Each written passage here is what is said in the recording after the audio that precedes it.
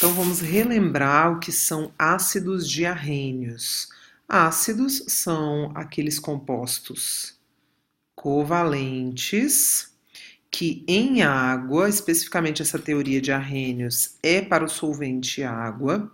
Os ácidos sofrem ionização, processo de ionização, aonde o H do ácido, o ácido é uma substância covalente que tem um elemento hidrogênio na sua estrutura.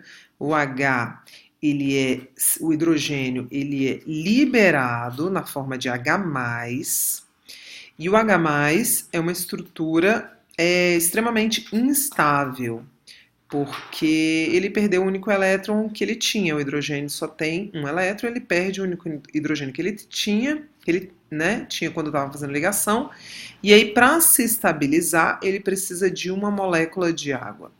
Então ele gruda na molécula de água, formando o que a gente chama de H3O+, conhecido como hidrônio.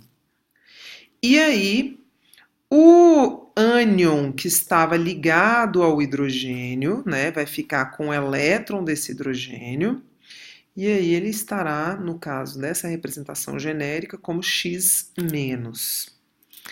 Então, essa é uma forma genérica de representar a ionização. Então, o que acontece? Essa solução, o que é uma solução? Solvente, no caso água, mais um soluto que está solubilizado. Essa solução, ela será como se fosse uma grande sopa, vamos dizer assim, cheia de cátions e ânions. O cátion é o mesmo, que é o hidrônio. O que pode mudar é o ânion. Então aqui está cheio de cátions e ânions.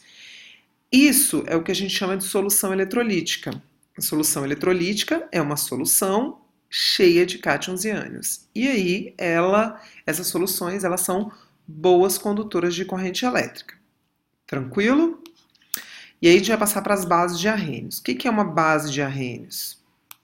A base de arrênios é quando eu jogo uma substância iônica em água, no caso, né, as bases são iônicas, e ela sofre um processo de dissociação. Aqui a gente não chama de ionização, a gente chama de dissociação. Porque nas bases, que são compostos iônicos, o cátion e o ânion ele já existe. A base ela não precisa reagir com a água. Então, se nós olharmos a equação de dissociação, eu boto a estrutura da base. O que é a base? É um cátion, que eu estou representando por Y, ligado a uma hidroxila, que é o OH. A hidroxila é o ânion, ele é sempre -1. E o Y, no caso, que é o cátion, vai ter carga positiva. Eu preciso indicar apenas que o meu meio é aquoso, mas a água ela não está nos reagentes, como no caso do ácido, tá vendo?